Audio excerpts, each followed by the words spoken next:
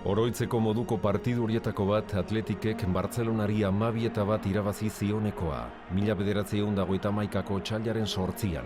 Ligaren historia luzean, talde batek beste bati inoiz sartutako gol sortarik handiena izan da.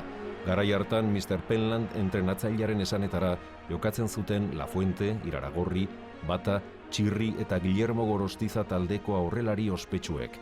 Guillermo Gorostiza balagorria izan zen Atletikeko lehen pitxitxia. Orduko taldeak 4 bider irabazi zituen bai Liga eta bai Kopa gerra aurretik.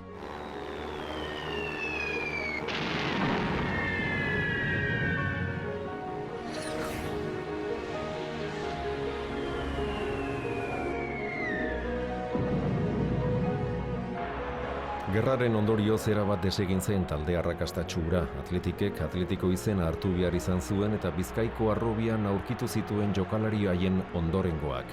Ez zuen luze itzaron behar izan taldeak berriro ospea eskuratzeko historiako aurrelari boskote famatuenari esker. Iriondok eskuineko hegalean jokatzen zuen eta oraindik ere ondo gogoratzen ditu San Mameseko armailak bete-beteta. Estaba lleno además, Estaba lleno de gente, Mira, yo soy extremo derecha. Este es Venancio, Zarra, delantero centro, Panizo y Gainza. Habrá sido la delantera que más goles ha metido, en la época nuestra, claro.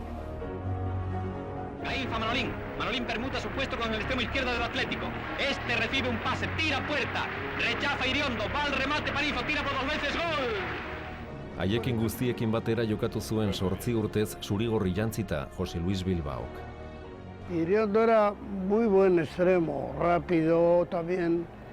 Luego Venancio vino más tarde, 6 años más tarde. Zarra, buenísimo. De cabeza bueno y persona muy buena. Era el delantero centro. Telmo Zarronaindiak 252 gol sartu zituen, 6 aldiz izan zen pitxitxi eta 1950-51ko ligan sartutako 38 goleko marka ezin izan zuen urte askotan inork hautsi. Liga bat eta 4 kopa lortu zituen taldeak, 3 bider izan zen bigarren txapelketa 2 horietan.